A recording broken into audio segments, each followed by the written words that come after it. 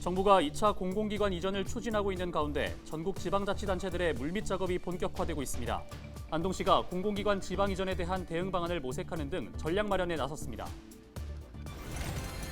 문경 점촌역의 택시 승강장 시설이 관리 소홀로 시민들의 외면을 받고 있습니다.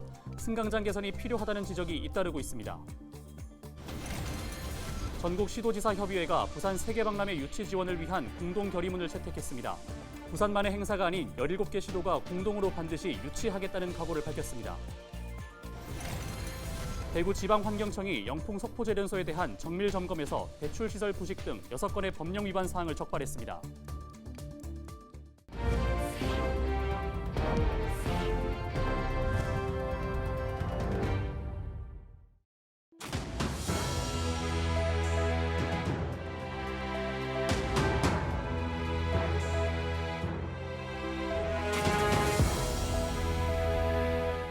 시청자 여러분 안녕하십니까? 헬로티비 대구경북뉴스입니다.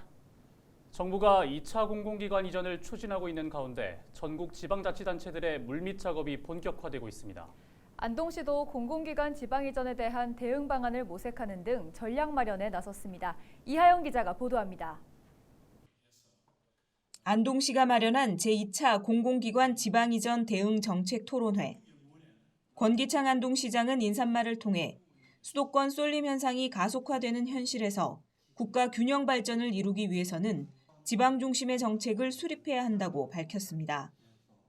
혁신도시 중심으로만 공공기관을 이전하면 지방의 수도권이 또 생기게 된다며 공공기관 이전의 혜택은 어느 한 지역에 집중되는 것이 아니라 골고루 주어져야 한다고 강조했습니다.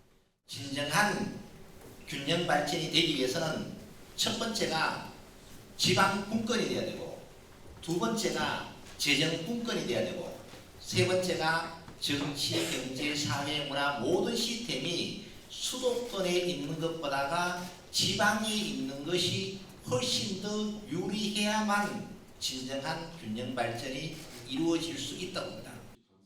주제 발표에 나선 산업연구원 송우경 지역정책실장은 국방대학원이 논산으로 이전한 것처럼 이전 공공기관이 혁신도시가 아닌 지방도시로 개별 이전을 하는 경우도 있다며 다양한 가능성을 열어놓고 검토할 필요가 있다고 설명했습니다. 특히 안동의 경우 지역 특화 분야와 연계된 공공기관을 선별, 유치하는 방법이 필요하다고 제안했습니다. 안동 같은 경우에는 얼마 전에 우리 국가 첨단 국가산업단지 지정에 대해서 이 바이오 생명 산업을 육성할 수 있는 중요한 이 보도가 이제 만들어졌고요.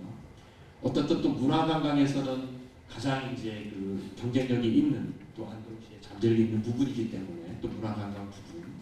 그다음에 지난번에 제가 한번 자료를 이렇게 보니까 물산업 관련해서도 좀 안동에서 관심을 가지고.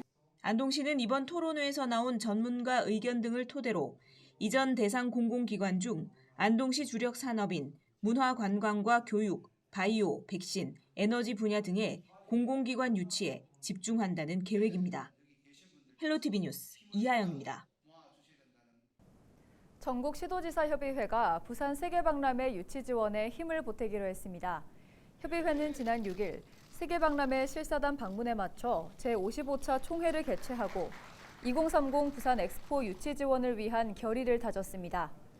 협의회장인 이철우 경북도지사는 부산 엑스포는 부산만의 행사가 아니라 17개 시도가 공동으로 개최한다는 각오로 반드시 유치해 지방과 중앙의 새로운 협력 모델을 만들어내자고 말했습니다. 이번 시도지사 협의회에 참석한 홍준표 대구시장은 자치 조직권에 대한 자율성 보장을 강조했습니다. 홍 시장은 지방자치가 시작된 지 32년이 지났음에도 서울과 다른 지자체 간의 차별이 존재하고 있다며 불합리한 차별을 철폐하는 것이 지방시대의 출발이라고 말했습니다. 특히 지자체마다 역점 시책이나 지역별 특성에 맞게 지방정부의 조직을 자율적이고 탄력적으로 조정할 수 있어야 하는데 그렇지 않다며 일일이 행정안전부의 사전 승인과 통제를 받아야 하는 현행 제도를 신속히 개선해야 한다고 주장했습니다. 봉화군 석포물 내에 있는 영풍 석포제련소에 대한 정밀 점검 결과 6건의 위반 사항이 적발됐습니다. 대구지방환경청이 지난달 13일부터 닷새 동안 영풍 석포제련소에 대해 통합환경 정밀 점검을 실시한 결과 대기 배출 시설 일부에서 오염물질을 최대한 흡입할 수 있는 후드 설비가 설치되지 않은 점과 부식된 배출 시설을 방치한 점 등을 적발했습니다. 대구지방환경청은 확인된 위반 사항에 대해 조치 명령과 과태료 등 행정 처분을 실시할 예정이라고 밝혔습니다.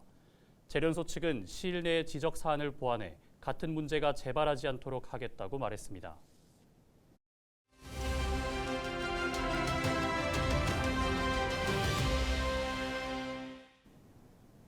경북 문경에 유일하게 사람들이 오가는 기차역인 점촌역은 외부에서 오는 사람들에게는 문경의 첫 이미지, 문경의 시작점이라고도 할 수 있습니다. 점촌역 앞 택시 승강장 관리가 잘 되지 않고 있다는 시민의 제보가 있어 홍하영 기자가 현장에 다녀왔습니다. 문경시 점촌역 앞 택시 승강장입니다. 버스 정류장까지 거리는 400m, 경로에 따라 700m씩 이동해야 하다 보니 점촌역에서 내려 택시를 타는 경우가 많습니다. 문경 지역을 다니는 택시는 280여 대. 택시가 많지 않아 기다려야 할 때가 많은데 열차를 이용했던 승객들조차 택시 승강장을 이용하지 않습니다. 승강장 의자에 마룻바닥 무늬를 띤 단열재가 붙어 있습니다. 한눈에 봐도 낡아 보이지만 지난해 11월에 붙인 겁니다. 이마저도 가장자리 마감은 깨끗하지 않고 아예 뜯겨지기도 했습니다. 청결도도 떨어지는 것 같고 그 의자도 이제 편리성이 별로 편안해 보이지도 않고 좀 고쳐야 할 것 같습니다. 본인이라면 저 의자에 앉아서 택시를 기다리고 싶은 것 같으세요? 아니요. 몇 년 동안 꾸준히 문경시의 택시 승강장 시설 개선을 요구한 택시 운전사 고성섭 씨. 관광객에게 점촌역은 문경에 대한 첫 이미지인데 승강장 관리가 부실해 지역 이미지도 떨어지는 것 같다고 말합니다. 계절적으로 비가 오면은 이 의자에 물도 차고 또는 바람이 불 때는 손님들이 잠깐 앉아 있을 시간이 있어도 있을 수 없는 여건이 돼 있습니다. 동에서는 예산 타령이라든지 이런 걸 많이 합니다. 문경시의 택시 승강장 개선을 위한 예산이 있는지 물어봤습니다. 시설비 예산이 있으면 바로 집행이 되겠지만 매년 세워지나요? 긴급하게 보수가 필요하다 하면은 그 다음 연도에 예산을 세우는데 일단은 저희가 민원 사항이 들어온 게 올해 초에 들어왔기 때문에 추가 경정 예산의 대출 요구를 한 상태고 일정이 4월 중순쯤 될 것 같거든요. 시설 개선을 위해서는 의회의 승인이 필요하다는 겁니다. 다른 지자체는 어떨까? 인근 예천군에 문의했습니다. 교통 분야가 종류가 다양하다 보니까 모든 걸 다 부기로 세우기에는 무리가 있어가지고 소요가 발생하면 바로 시설비에서 그 예산을 집행한 걸로 그렇게 하고 있습니다. 택시 승강장, 늘 보수가 필요한 시설은 아닙니다. 하지만 시민들에게 필요한 시설이라고 판단해 지자체가 만들었다면 시민들이 쾌적하게 이용할 수 있도록 유지 관리해야 하지 않을까요? 헬로티비 뉴스 홍하영입니다.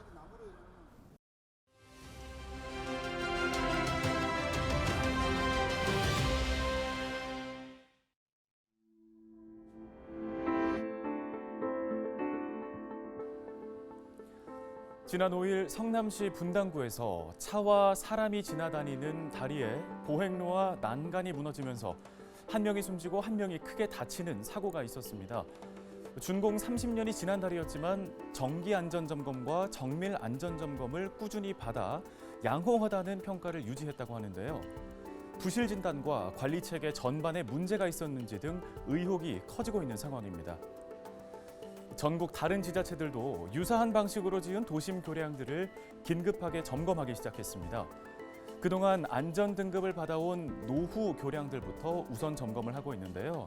정밀 안전 진단이 불가피해 보입니다.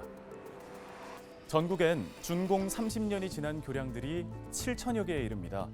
지금까지의 안전점검 방식은 교량 붕괴를 막지 못했는데요. 정밀하고 선제적인 안전점검이 시급해 보입니다. 데일리 브리핑이었습니다.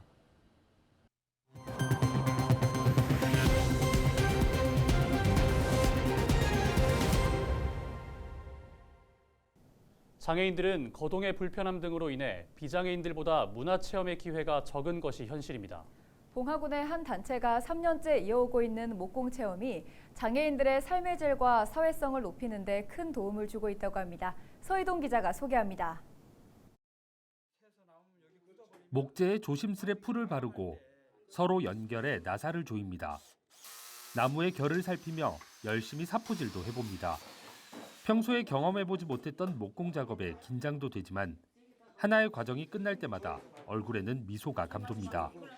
우리가 집에서 쓴 가구를 이렇게 직접 이렇게 만들 수 있는 기회를 줘가지고 너무 고맙고요. 내가 직접 만든다는 이 자신이 자긍심이 대단합니다. 지금 같이 더불어 살 수 있다는 게 너무 좋고 이런 기회가 앞으로 종종 있어서 많은 장애인들이 혜택을 받았으면 하는 그런 마음이 너무 큽니다. 봉화군의 한 장애인 단체가 진행하는 나무 가구 만들기 체험 현장. 지체 또는 지적 장애로 인해 다양한 문화 활동을 경험하기 어려운 지역의 장애인들을 위해 마련됐습니다. 목공과 도자기 연 3년 차에 지금 하고 있습니다. 그래서 장애인과 모든 봉화 군민이 좋아하는 그런 모습을 보이기 때문에 계속적인 이 사업을 진행할 것을 다짐하고 있습니다. 전문가의 지도에 따라 꼼꼼하게 가구를 만들어가는 과정에서 장애인들은 커다란 성취감을 느낍니다. 또 옆에 있는 동료와 서로 도움을 주고받으며 함께하는 즐거움도 배웁니다. 목공은 따뜻하고 부드럽습니다. 온화하고 일반인들도 목공을 하면 좋겠지만 장애인들 같은 경우에 특히 협동을 해서 같이 하다 보면 상대방에 대한 신뢰도 생기고 믿음도 생기고 협업을 통해서 그러면서 목공에 대한 그 따뜻함과 온기를 느낄 수 있어서 정서적으로 굉장히 도움이 될 거라 생각합니다. 장애인들의 문화 향유를 위한 따뜻한 손길이 지역 사회를 더욱 아름답게 만들고 있습니다. 헬로티비 뉴스 서희동입니다.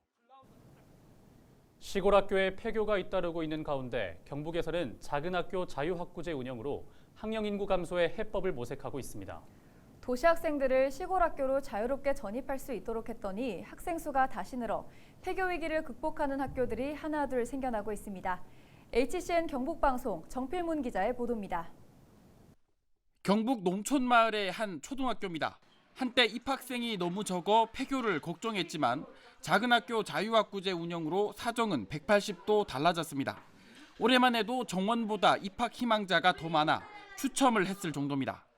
도시에서 시골 학교로 자유롭게 전입할 수 있는 기회를 열어놓자 학생들이 앞다퉈 찾아오는 학교가 된 겁니다. 학생 수가 적다 보니까 이제 선생님과 학생 간의 좀 이제 심리적인 부분이라든지 학습적인 부분들이 선생님께서 잘 세심하게 관찰해 주시고 잘 케어해 주셔서 시골 작은 학교는 도시 학교와 비교했을 때 가족적인 분위기는 물론 체험학습의 기회가 많다는 게 큰 강점으로 꼽힙니다. 승마나 스키 캠프 같은 체험학습을 되게 많이 가거든요. 그런 점을 통해서 학생들이 많은 활동을 할 수 있는 게 좋은 것 같아요. 경북은 지난 2019년부터 작은 학교 자유학구제를 도입했는데 시골 학교로 유입되는 학생들이 점점 늘어 한 해 500명을 넘겼습니다. 정책의 효과를 확인한 교육청은 자유학구제 도입 학교를 해마다 조금씩 늘려가고 있습니다. 현재 읍면 시골 지역을 중심으로 운영되고 있는 작은 학교 자유학구제는 내년부터는 도심 지역 학교로까지 확대될 전망입니다. 공동화 현상을 겪고 있는 구도심과 인구가 몰리는 신도시의 학생 수 불균형을 완화하기 위한 조치로 학교 선택의 폭이 점점 넓어지고 있습니다. 원도심에 있는 작은 학교들을 살리는 그런 활성화 지원이 필요하고 그다음에 시지역의 전체 학교 간 균형 발전이 필요합니다. 그래서 시내 동지역에 작은 학교 자유학구제를 확대 시행하려고. 학령 인구 감소로 폐교 위기에 내몰린 작은 학교가 통합구역 조정으로 재기의 발판을 마련하고 있습니다. HCN 뉴스 정필문입니다. 대구시와 경상북도가 손을 잡고 지역 거점 정보보호 클러스터 유치에 도전합니다. 과학기술정보통신부가 공모하는 이번 사업은 5년간 총 사업비 358억 원이 투입돼 정보보호기업 입주공간과 실전형 사이버 훈련장 등이 조성될 예정입니다. 수도권을 제외한 대구, 경북, 전라, 충청, 부울경 권역 중 한 곳이 선정되며 이달 중 현장 평가를 거쳐 다음 달 최종 결과가 발표될 예정입니다.